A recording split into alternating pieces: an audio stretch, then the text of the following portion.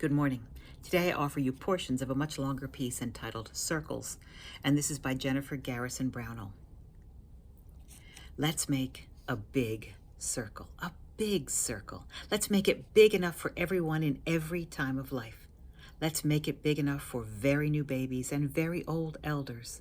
Let's make it big enough for the men and women and the gender expansive who are in the middle of life, working, building, creating, caring for those babies and those elders.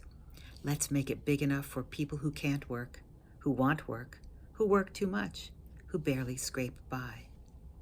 Let's make it big enough for those people graduating from school and commencing all of life's hope, all of life's promise. Let's make it big enough for those whose school days are behind them, yet who wake into each new day with curiosity and delight, asking, "What do you have to teach me today, Lord?" Let's make a big circle. Let's make it big enough for the generations that crowd before and the generations that will march on after. Let's make it big enough for those whose eyes are closed at last in rest after long and satisfying life. Let's make it big enough for those who are taken too soon by disease or violence. Let's make it big enough for those whose lives are yet to come, for the grandchildren of our grandchildren's grandchildren. Let's make a big circle. Let's make it big enough for brown-skinned people and black-skinned people and white-skinned people. Let's make it big enough for queer people and straight people and people who fall somewhere in between. Let's make it big enough for divorced people and married people and single people and people who fall somewhere in between.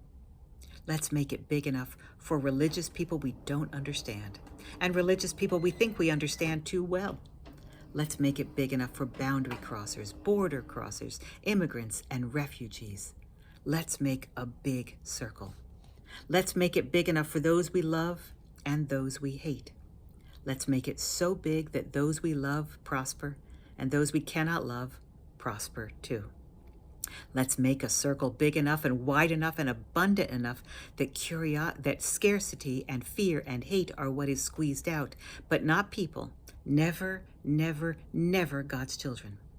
Let's make a big circle where every single living being created knows that we are one family, because in this big circle, all living beings have the same first name, and that name is beloved. And whenever we come to the table of the Lord, let's make a big circle around it, the table of justice, the table of plenty, the table of forgiveness. Let's look around the circle into the full shining eyes of the ones who share this meal with us today, right now. Let's eat the bread that is one body together, and let's drink the cup that means forgiveness for everyone, even that person we really, truly cannot stand. Let's know that the circle is big enough for that one, and big enough for me, and big enough for you. Let's make a big circle. We know that we cannot ever make this circle by our own desire, our own cleverness, our own hard work. So let's look and let's see the Holy Spirit dancing above us, each one of us, right here and now, making a very big circle. Friends, as you go into this day, know that God is with you.